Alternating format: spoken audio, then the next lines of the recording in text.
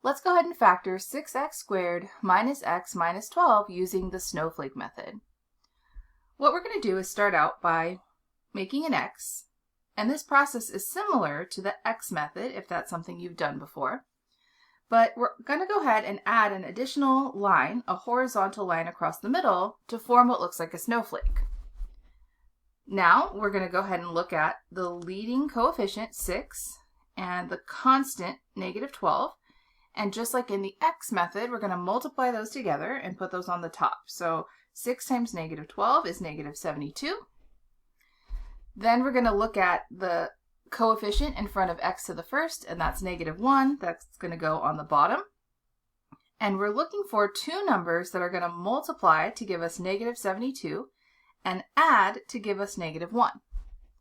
So those two numbers are going to be negative 9 and positive 8. And we put those on the bottom left and bottom right side of our snowflake. Now, what's going to go on the top left and on the top right? Well, I'm going to come up to my leading term, 6x squared, and what I'm going to do is I'm going to put 6x and 6x in both of those missing positions so far. I'm going to put 6x and 6x. Now, we know that when we have our final factorization here, that in each of these linear factors, we cannot possibly have 6x and 6x there, because if we multiplied those, we would get 36x squared. So we know we're not going to have a final answer with 6x and 6x. So when I come over here, what I'm looking at is the left side over here, 6x minus 9. I'm going to try to see if there is a common factor that I can simplify out. So 6 and negative 9 are both divisible by 3. So if I divide by 3, 6x is going to become 2x, and negative 9 is going to become a minus 3. So one of my factors is going to be 2x minus 3.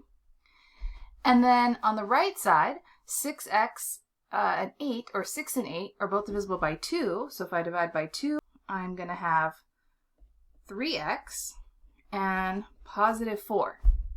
So my other factor is going to be 3x plus 4. Now let's factor 5x squared minus 13x minus 6 using the snowflake method. We'll start by creating our x, and then draw a horizontal line in the middle to create our snowflake. We'll take our leading coefficient 5 and our constant negative 6, multiply those to get negative 30 on the top. Our coefficient in front of x is negative 13. That'll go on the bottom. And we want two numbers that multiply to give us negative 30 and add to give us negative 13.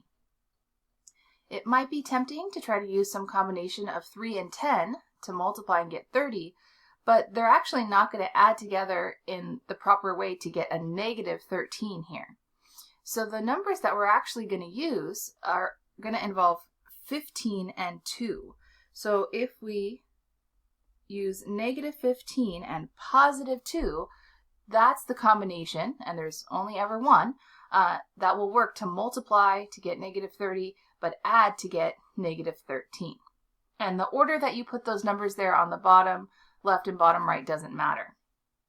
Now in the top left and top right, we're going to go ahead and put 5x and 5x. We look at the leading term, we don't keep the squared, we just put 5x and 5x. And then we'll look and see if there's any reducing that can be done. And yes, over here, 5x and then negative 15, those are both divisible by 5. So 5x divided by 5 is just x. Negative 15 divided by 5 is negative 3. So that means one of my factors is going to be x minus 3. And on the right side, 5x plus 2, so there's nothing that I can simplify out of this. There's no common factor that can divide out, so it's just 5x plus 2 that forms the other piece of my factorization.